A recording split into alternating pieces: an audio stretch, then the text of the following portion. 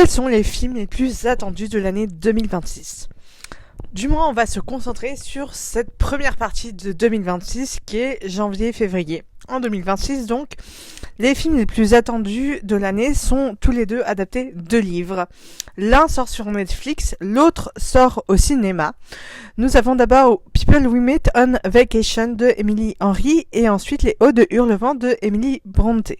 Le point commun entre ces deux romans, à part le nom de leurs autrices, c'est que les deux romans traitent chacun d'une histoire d'amour à leur manière. L'un est plus récent que l'autre puisque People We Meet on Vacation est sorti en 2021, tandis que Les Hauts de Hurlevent est un roman sorti en 1847. D'ailleurs, je le rappelle, c'est le seul roman d'Emily Brontë. Du coup, l'un est plus actuel que l'autre, mais les deux traitent d'une relation amoureuse.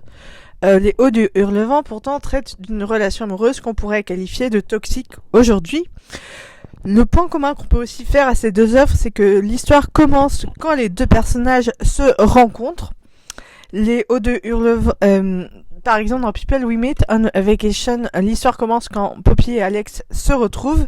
Et dans Les Hauts de Hurlevent, qui est une histoire vieille de plusieurs siècles, l'histoire commence vraiment quand Heathcliff débarque dans la famille de Catherine.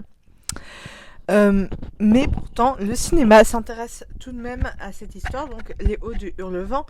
C'est notamment pour mettre en avant l'histoire d'amour. D'ailleurs, le film sera réalisé par Emerald Fennell et il sort le 13 février 2026 avec Margot Robbie et Jacob Elordi dans les rôles principaux, ce qui promet quand même quelque chose de bien, enfin du moins on l'espère, puisque d'après les quelques images qu'on a vues, qu'on a déjà pu voir, l'histoire d'amour sera vraiment au centre de cette intrigue et c'est pas le but de cette œuvre. Cette œuvre, justement, elle dénonce un fait dans la société à son époque et bien sûr, c'est pas l'histoire d'amour qui est au centre de ça, puisque Les Hauts de Hurlevent, c'est vraiment une histoire ancêtre de la dark romance, puisque moralement indéfendable, car associant l'amour et la violence, passion dévorante entre les deux héros, donc les deux personnages, Heathcliff et Catherine. Et bien sûr, c'est des choses qu'on retrouve essentiellement dans la dark romance aujourd'hui. Et je pense que c'est peut-être aussi pourquoi une réalisatrice a voulu adapter cette histoire, parce que justement, comme elle se dit qu'il y a un public pour la dark romance, peut-être qu'il y aura aussi un public pour cette histoire si elle tourne l'intrigue de cette manière. En tout cas, moi je sais pas si elle respectera vraiment l'œuvre, mais en tout cas, sachez que c'est vraiment quelque chose d'assez nouveau et ça promet d'être assez intéressant. Je le rappelle, Les Hauts du Hurlevent, c'est quand même une œuvre de la littérature gothique, donc vraiment le film promet d'être vraiment dans cette ambiance-là.